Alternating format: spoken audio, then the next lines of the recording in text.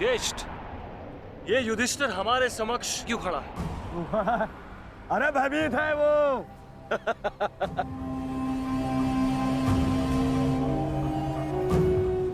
हमारी सेना को देख के कदाचित भयभीत हो गया है ये युधिष्ठिर। इसे सत्य का ज्ञात हो गया है। इस युद्ध में इसे विजय नहीं मिल पाएगी। समझ रहे? वो छलिया जिस युद्ध के लिए हमें भयभीत कर रहा था, वो युद्ध प्रारंभ होने से पहले ही समाप्त होने जा रही है।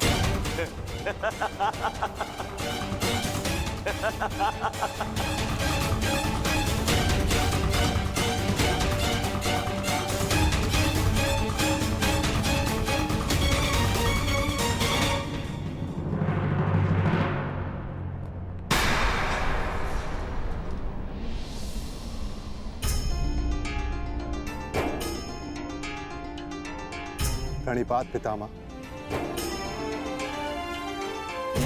प्रणिपात आचार्य द्रोण।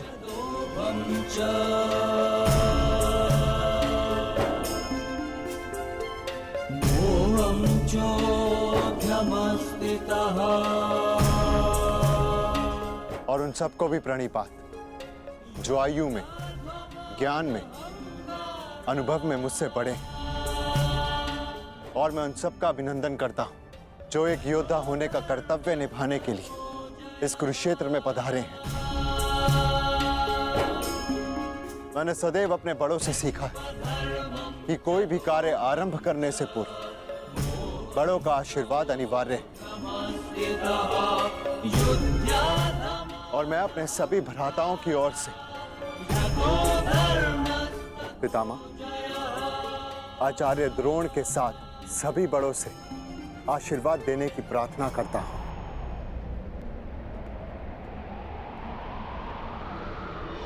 आयुष्मान भव।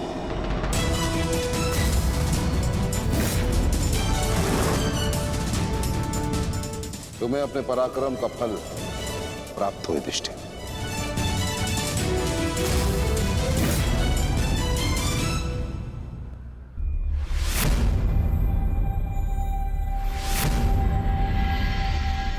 एक और पितामह है जिन्होंने मुझे जीवन का मूल्य समझाया, और दूसरी ओर गुरुद्रोण जिनकी दी हुई शिक्षा ने अर्जुन से धनंजय बनाया।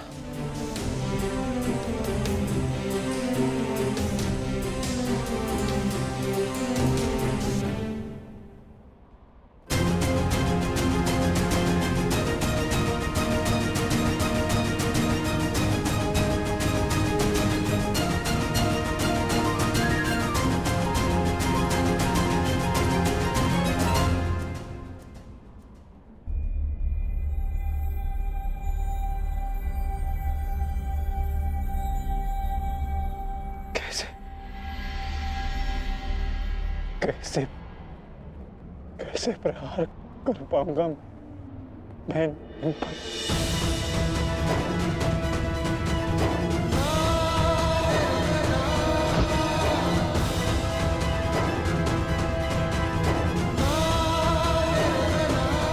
कैसे कैसे प्रहार कर पाऊंगा इन पर?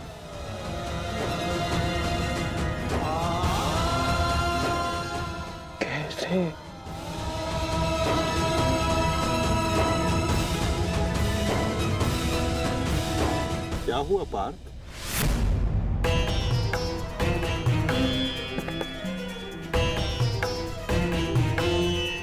मेरी आपसे विनती है माधव, मेरे रथ को दोनों सेनाओं के मध्य में ले चलिए। संजय। जी महाराज। संजय, अपनी दिव्य दृष्टि से देखकर बताओ कि कुरुक्षेत्र के युद्ध में तत्पर मेरे पुत्रों और पांडवों की सेना के मध्य क्या क्या हो रहा है। जो आज्ञा महाराज।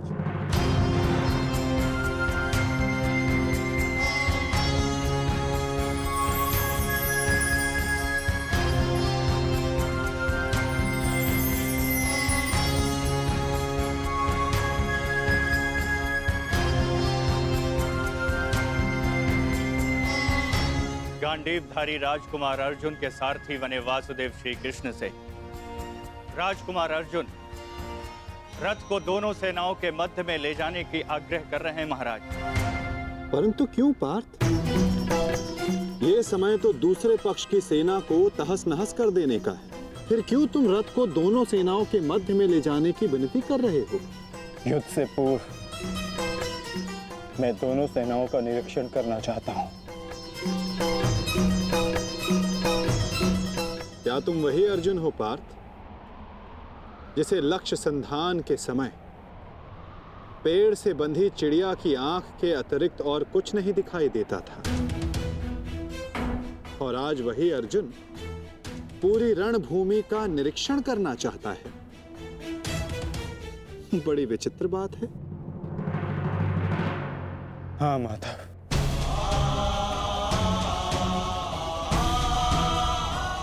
वो चिड़िया काष्ठ की बनी थी, परंतु जिनसे मैं युद्ध करने वाला हूं वो रक्त, अस्थि और मांस से बने मनुष्य हैं।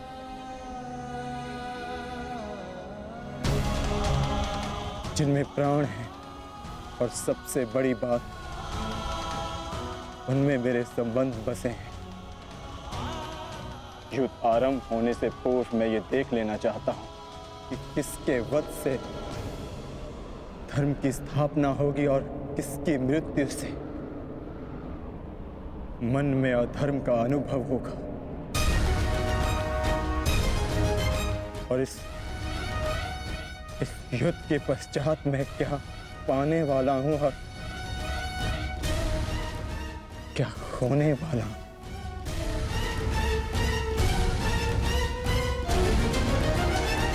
तुम एक योद्धा हो अर्जुन, और तुम यहां अधर्म का बलिदान लेने आए हो, या स्वयं को धर्म पर बलिदान देने के लिए? और एक बलिदानी क्या पाएगा क्या खोएगा, उसकी गणना नहीं करता। बात मेरे बलिदान की नहीं है माधव। इस युद्ध में सहस्त्रों के प्राण दांव पर लगे हैं, और मैं ये निश्चित करना चाहता हूं कि कुरुक्षेत्र में मैं अधर्म का नाश करने जा रहा हूं या फिर धर्म की हानि भी करने जा रहा हूं।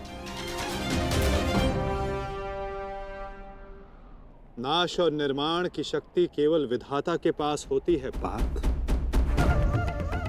मनुष्य विनाश या विध्वंस नहीं करता। मनुष्य तो केवल ईश्वर का निमित्त मात्र होता है। निमित्त होकर यदि वो विनाश और विध्वंस का उत्तरदायित्व स्वयं पर ले, तो उससे केवल अहंकार का जन्म होता है पार्थ, जो ये मानता है कि वो कुछ नहीं कर रहा।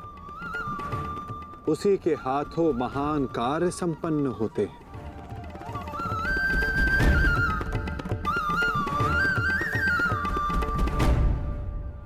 परंतु मैं तुम्हारी कामना अवश्य पूर्ण करूंगा पार्थ,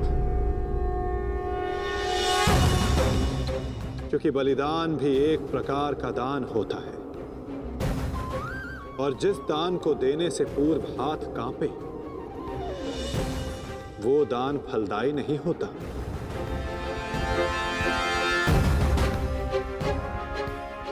आओ पार्थ, मैं तुम्हें युद्ध भूमि के मध्य ले चलता हूं।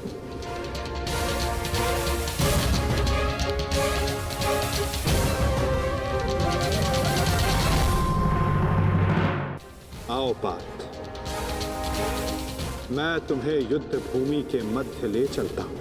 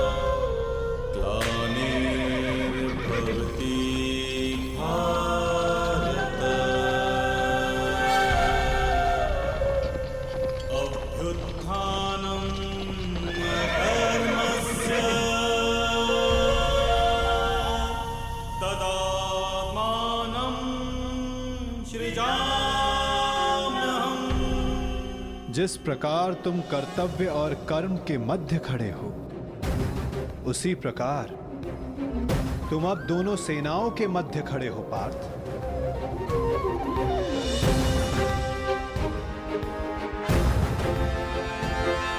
करो, क्या निरीक्षण करना चाहते हो?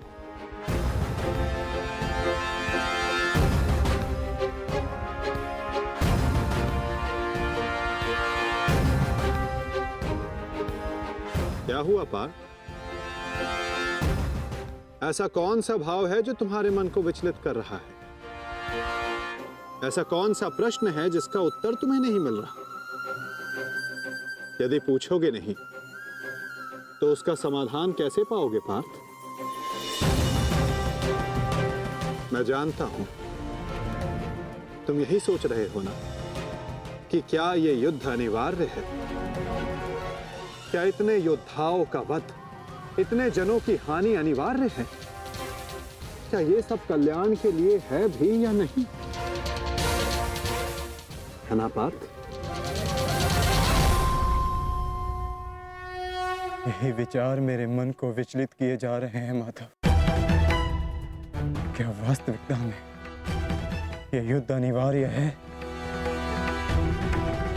क्या राज्य, धारा, संपत्ति, ये सब पाने के लिए अपनों का वध करना धर्म है? क्या एक योद्धा का यही कर्तव्य है? बताइए, उत्तर दीजिए माधव।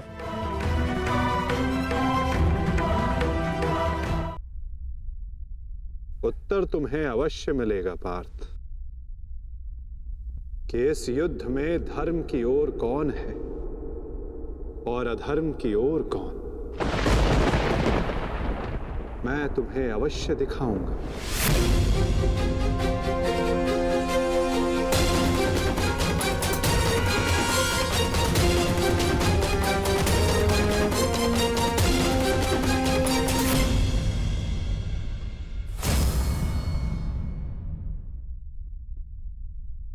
ये है वो हस्तिनापुर युवराज दुर्योधन जिसे रक्त रंजित करने की कल्पना मात्र से तुम्हारा मन डोल रहा है पार्थ।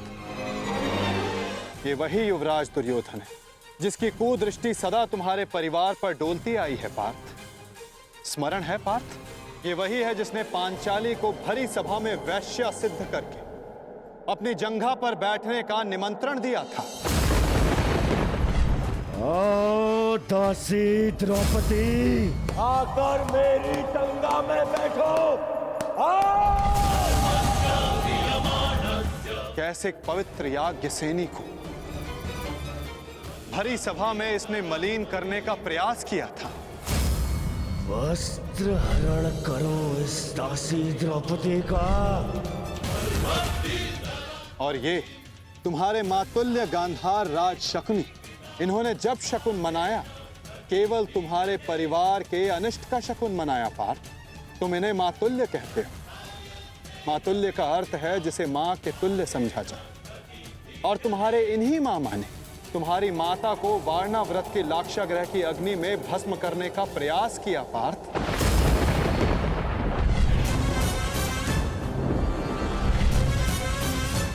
और वो जो ऊंची दृष्टि करके खड़ा मध्यांध दुशासन, स्मरण करो पार्थ, कैसे वो द्रौपदी को उसके केशों से खींचकर भरी सभा में लाया था।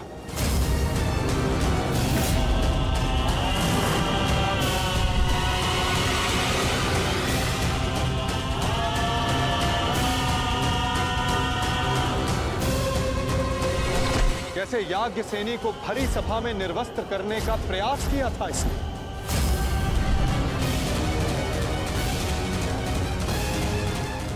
क्या तुम ये सब भूल रहे हो पार्थ? ये है महामहिम भीष्म, द्रोणाचार्य, अश्वत्थामा। जब ये अधर्म हो रहा था तो ये सब मौन रहे। ये वो अत्याचार, वो अधर्म मौन रहकर देखते रहे।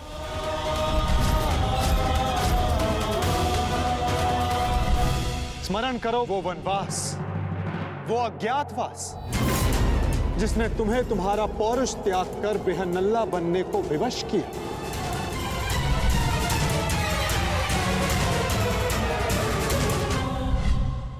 स्मरण करो उन प्रतिज्ञाओं को जो तुम पांचों ने वनवास जाते समय ली थी। 13 वर्ष पश्चात हम फिर लौटेंगे और इस बार आज्ञा नहीं, हम अपना अधिकार लेंगे। मैं प्रतिज्ञा लेता हूं कि पांचाली के अपमान पर अट्टहास करने वाले इन 100 कौरों को मैं अपने इन हाथों से यमलोक भेज दूंगा। ये मत समझना कि वन में हम विश्राम करेंगे दुर्योधन। हर पल प्रतिशोध की अग्नि में जलेंगे और जब लौटेंगे तो इतने बाण बरसेंगे, अंधकार छा जाएगा हस्तिनापुर के भविष्य पर, महायुद्ध होगा। जिस प्रतिशोध के लिए तुम सब ने 13 वर्ष तपस्या की, आज उस प्रतिशोध की अग्नि क्षीण हो गई है। जिन अस्त्रों को तुमने इस युद्ध के लिए सहेजा, क्या उन अस्त्रों को संधान करने का संकल्प तुम्हारा हृदय त्याग चुका है पार्थ? क्या अब तुम्हें यह युद्ध अनिवार्य प्रतीत नहीं होता पार्थ?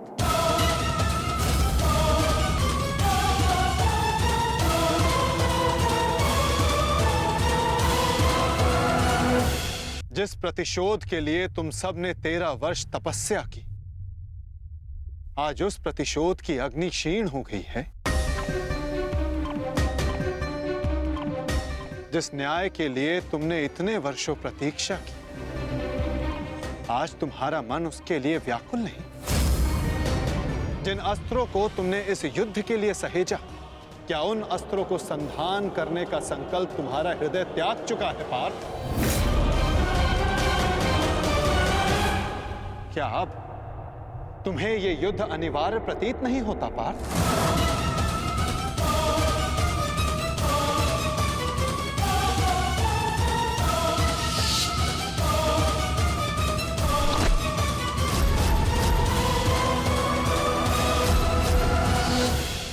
हाँ माता,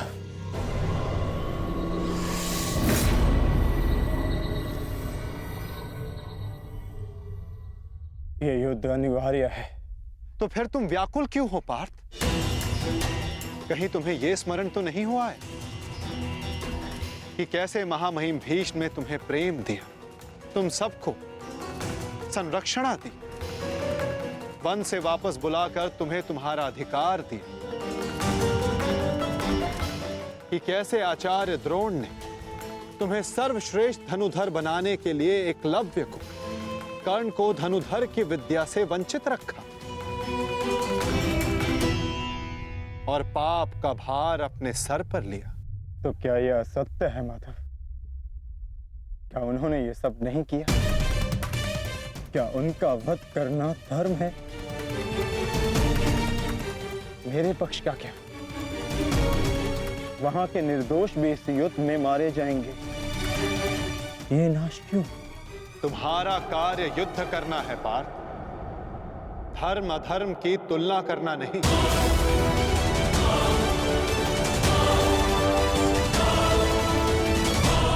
और केवल विपक्ष ही नहीं, तुम्हारा स्वयं का पक्ष भी तुम्हें दुर्बल बना रहा है।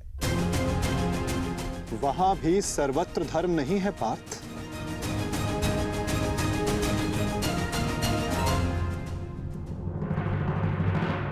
आओ, मैं तुम्हें अपना पक्ष दिखाता हूं।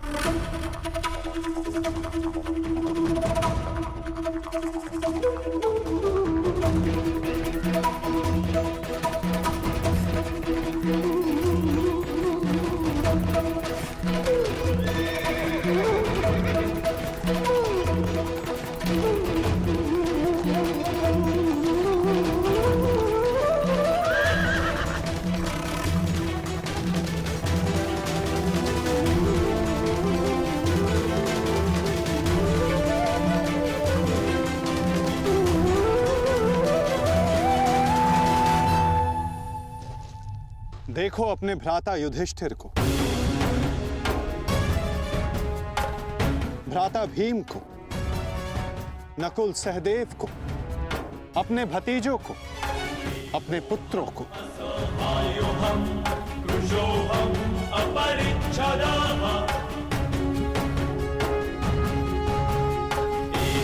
तुम्हें क्लेश है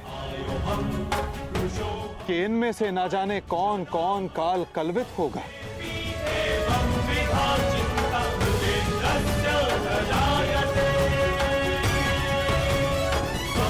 इनकी मृत्यु की संभावना तुम्हारे मन को दुर्बल बना रही है पार्थ।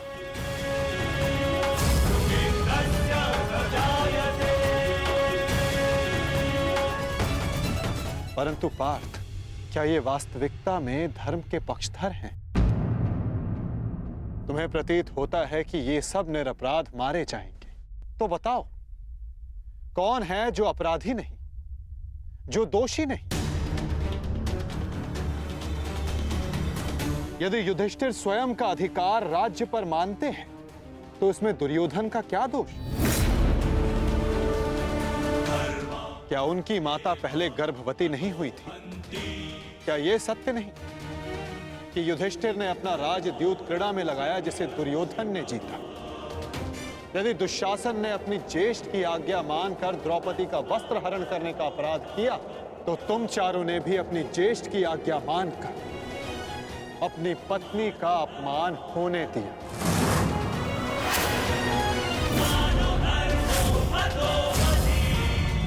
जिस कर्ण ने अपने कौशल से अपनी श्रेष्ठता सिद्ध की, उसे बार बार सूत पुत्र कहकर पुकारना क्या भीम का अपराध नहीं था?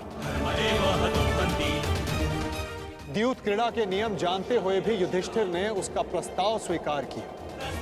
क्या यह युधिष्ठिर का अधर्म नहीं था? तो बताओ पार्थ, कहां धर्म है और कहां अधर्म? कौन दोषी है और कौन निर्दोष? बोलो पार्थ।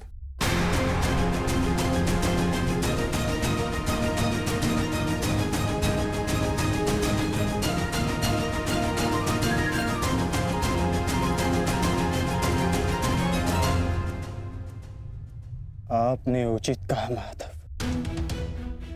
दोनों ही पक्षों में धर्म भी दिखता है और अधर्म भी। परंतु मैं क्या करूं? अपना कर्तव्य जानो पार्थ, चूंकि तुम अभी तक धर्म का स्वरूप नहीं जान पाए हो। उचित कहा आपने।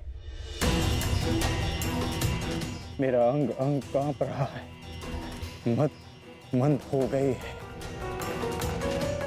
कांधे हाथ से बार बार सरक रहा है।